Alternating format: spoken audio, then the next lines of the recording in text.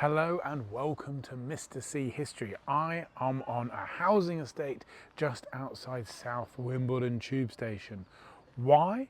Well, between the years 1801 and 1805, this was the location of Merton Place, a grand, stately home surrounded by fields and bucolic countryside, and it was the home of three people: Sir William Hamilton, his wife Emma Hamilton, and her lover, Lord Horatio Nelson. Yes, the famous naval hero of the Battle of Trafalgar. He has this huge column in Trafalgar Square. He lived here. And what I want to do today is I just want to focus in on those 4 years, 1801 to 1805, between the Battle of the Nile and the Battle of Trafalgar, these huge battles, victories, which made Horatio Nelson a household name, why he came here to the suburbs, to obscurity, to find this quiet life that he was seeking. Now, looking at the maps of Merton Place, this row of houses here was probably where the frontage of the house was, and this would have been the drive. And this is what it looks like now today. Very, very different. But this is a good place to talk about the living arrangements, this rather odd arrangement. Three people: Sir William Hamilton, his wife Emma Hamilton, and Horatio Nelson. Now, they had met in Naples. William Hamilton was essentially the envoy, the British ambassador to Naples, and his wife, was married to Emma Hamilton. William was a lot older than Emma Hamilton, and she was renowned for her beauty. She'd been born in obscurity, a blacksmith's daughter. She suddenly became a model for an artist and now marries this rather successful man. Straight off winning the Battle of the Nile, Nelson arrives in Naples a hero and is greeted by the British ambassador there and, of course, his beautiful wife, and they form a close relationship. They move to London and they start an affair. But it's interesting, it is essentially a throuple. And indeed, Emma Hamilton herself used an interesting phrase. She used the phrase triadjuncto in uno, 3 into 1, which is a bit odd to describe this relationship between them. In reality, I think you would describe poor old William Hamilton as a cuckold, where his wife is essentially carrying on with another man. It gets very, very complicated in 1801 when Emma Hamilton gives birth to a child, Horatia, her name being a clue to who her father was. Her father was Horatio Nelson. This causes a scandal. Up in London, up in Piccadilly, the chattering classes are outraged by this. So what needs to happen then? They need to kind of run away from that London gossip scene to somewhere else out in the countryside. So they find a new place here, Merton Place.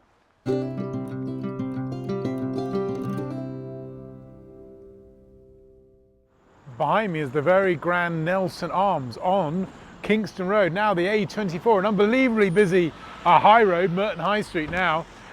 Very, very different from the bucolic countryside scene that Emma Hamilton loved this place so much.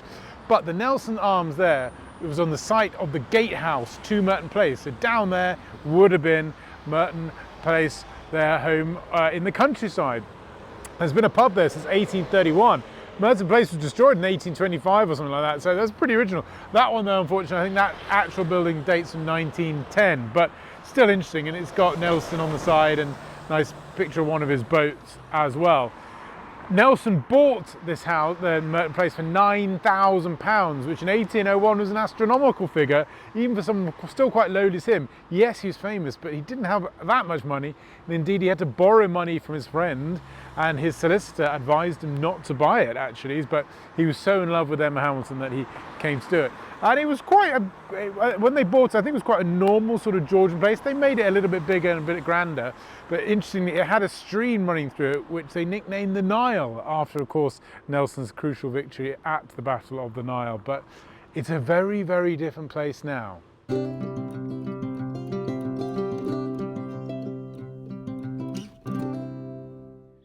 Hidden in the foliage around there is a rather small, quaint, ancient church of St Mary the Virgin here in Merton Park, about a mile from Merton Place. And Horatio Nelson would come along here, he'd ride in his horse to this to come and worship. Now, why is this interesting and significant? Well, actually, Nelson was not known for his religiousness, for his piety before all this. As a sort of young, carefree man, yeah, he did his bit, and everybody was slightly religious, but he wasn't notable for it. But when he moved to Merton Place, he became a much more regular attendee at church services. And the key question here is why? Is he getting older? Wise or whatever? Is he thinking he might be there? He's become a father to Horatio. Maybe that brings it in. Or is it because there is guilt? He is a man living in sin after all. He has had a sexual relationship with another man's wife. He is living in sin. Does he come here to repent? We're surmising, of course, we don't know. But it is interesting, and indeed on the eve of the Battle of Trafalgar, the day before he dies, he writes down a prayer about God-given victory, etc. So maybe he becomes more and more religious. What's the reason why? It's interesting if you actually go in there. There's a few little memorials to Nelson, but crucially, his bench is still here, the pew that he came allegedly and sat on. And I remember when I was a child, I actually came here and you were able to sit on that bench. It was great. You can have a wonderful time sitting on it. Now it says it's alarmed. You can't actually go and sit on Nelson's bench, unfortunately, but what a shame.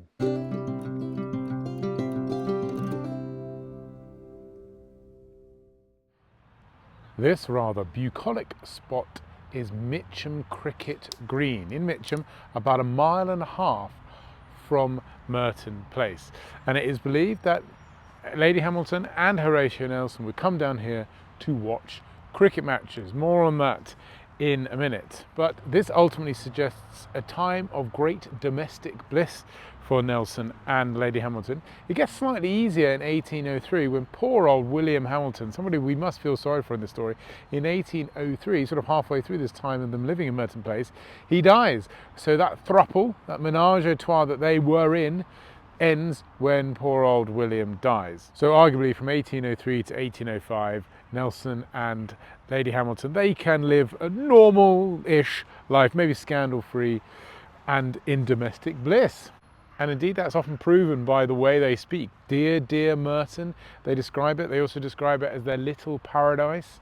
And in letters home that Nelson writes, he says he wishes to spend the rest of his life living in Merton Place. It really was a very special place for him. Now, did he come and actually watch cricket here? Well, interesting thing. Definitely there was cricket matches going on here. This is before organised sport and when it was all codified into teams, etc. So we don't know. We have no written documentation. But there is suggestion that's been cricket played here since 1685. I mean, this puts Mitcham down as one of the most oldest cricket grounds in the world. That's what the local History Society says. Up to you whether we believe all that or not. Nelson wasn't known as a massive cricket fan or indeed of a sporting person, but I think it might have been a social thing. You'd come along to be seen socialising.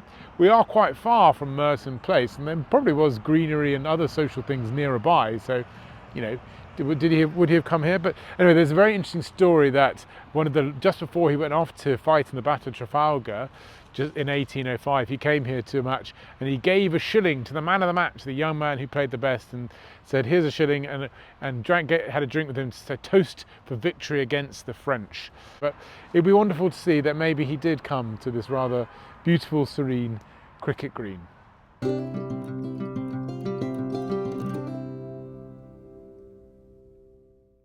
This is Eagle House, and in 1805 this was a school, and in September of that year Horatio Nelson and Emma Hamilton came here for tea in the front parlour and to listen to poems written and read by the children.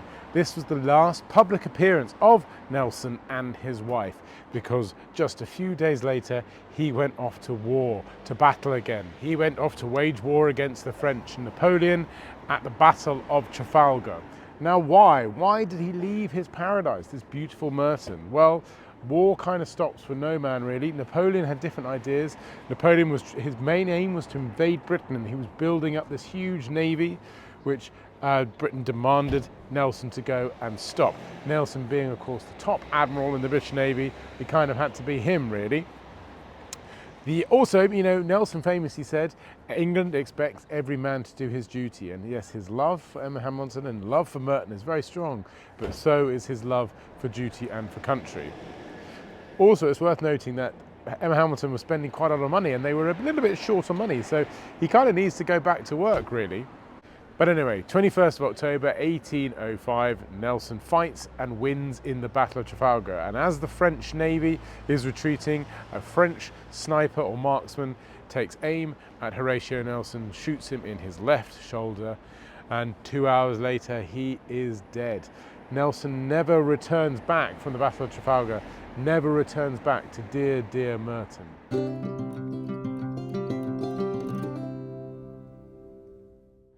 So what happens to Emma Hamilton and Merton Place in the end? Because it certainly didn't look like this when Nelson died in 1805.